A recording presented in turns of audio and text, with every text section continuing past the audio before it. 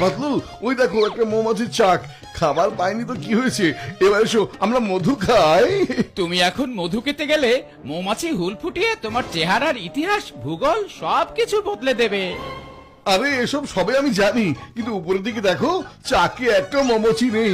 আমি এক্ষুনি চাকটা ভেঙে নিয়ে আসছি।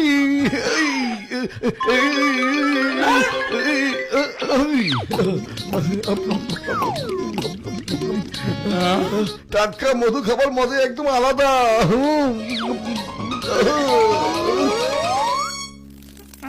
আরে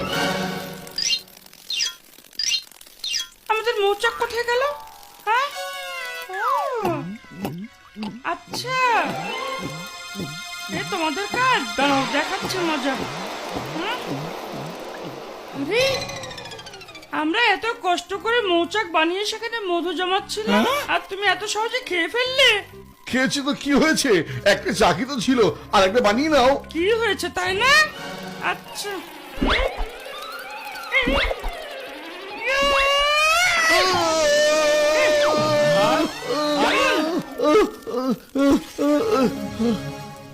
আজকে আমি তোমাদের শিক্ষা দিয়ে ছাড়বো যে জীবনে আর কোনোদিন কোনো মৌচাক ভাঙবে না তোমরা।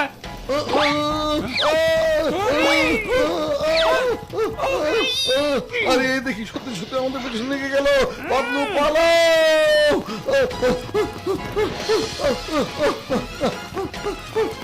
যাও আরো খাও টাটকা মধু, শুধু তোমার কারণেই আমিও বিপদে পড়ি সবসময়। যতক্ষণ না তোমরা আমাদের একটা মৌচাক বানিয়ে দিতে পারবে ততক্ষণ এভাবে হুল আমি ফুটাতেই থাকবো। কিন্তু আমরা কিভাবে তোমার এই মৌচাক বানিয়ে দেবো? হ্যাঁ সেটা তোমাদের ব্যাপার, তাড়াতাড়ি করো, না হলে কিন্তু হুল ফুটিয়ে দেবো আবার। না, সরি সরি বলেছি তো তোমাকে, সরি বলেছি। ও সরি। চিংগাম স্যার, বাঁচান চিকম স্যার, চিকম স্যার বাঁচান। কেন পাও ভয়? যেখানে চিংগাম রয় কেন পাও ভয়? বলো বলো কি হয়েছে বলো। চিকম স্যার একটা মৌমাছি আমাদের পেছনে লেগেছে।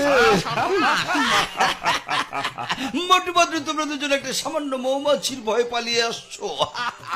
একটা ছোট্ট সামান্য মৌমাছি তোমাদের এমন কি ক্ষতি করতে পারে? এক্ষুনি বুঝিয়ে দিচ্ছি কি ক্ষতি করতে পারি।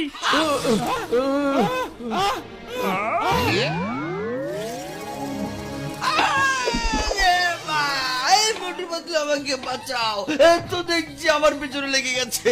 এই থামো। আইনের কসম, দেশের কসম, ওরে মা আব্বা চটপটি ফুচকা